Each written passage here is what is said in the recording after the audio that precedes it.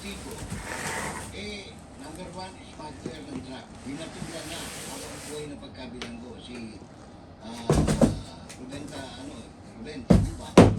Tapos yung police kernel, dating police kernel, nasangkot din sa droga, no? So, I don't know, no? Ako ang tingin ko rito, kasama na naman ito sa propaganda ng paninirang puri, no? Kina Mr. De La Rosa, Mr. Go, Mr. Duterte, na matagalan lang ginagawa at patuloy lang ginagawa. Kahit na magpapasko, ayaw na ayaw paawat itong mga taga-Quadcom, no? O ang tawag nga na iba, Quadcom. Dahil kahit sino pong abogado na worth his salt, yung mga lalong-lalo na yung mga nag-a-appear sa korte, alam po nila sa basurahan mapupunta ito. Kaya ang nangyayari ngayon, puro lang sila press release. Ganito gagawin namin, sasampa namin ang katakot-takot na kaso, si Vice President, ganyan-ganyan. Pero wala akong nangyayari. Bakit? Sabi nga ni sabi ni Ombudsman, sige, mag-imbestiga kayo. Pati yung sa NBI. Ngayon, hindi ba sila natuwa, di ba? Noon, mga pulis pa nagkaso kay Vice President. So, gusto ko man seryosuhin na anong tawag ito, to deal with this particular release, no, ng Quadcom. Hindi mo maaalis na isipin, lalo na kung nakapag-aral ka, na ito kabalbalan na naman itong ginagawa nila. Ewan ko kung gusto ba nila makakobra uli kay Yeda, dahil meron silang inahabol ng mga pamaskong handog, o na kaya sila nag-iingay para sabihin may ginawa sila.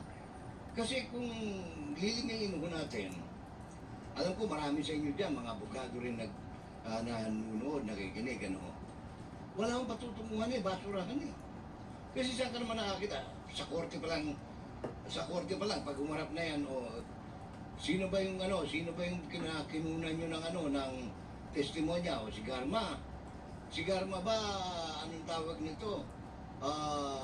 Malaya ba niyang binigay yung kanyang testimony? Nakabilanggo siya so kung nakabilanggo, so hindi siya malaya. So isa na yan. Ang kinunan nila ng testimonya yung 3 bilanggo sa Davao Penal Colony. Unang tanong pala ng abogado, malaya mo bang binigay yung sanaysay? Hindi niya pwede sabihin hindi Kasi tatanungin niya, saan mo ba ginawa yung yung apilabit mo, yung gano'n, sa loob ng bilangguan. Palagi ka nga sa loob. So doon pa lang, knockout na kagad, no?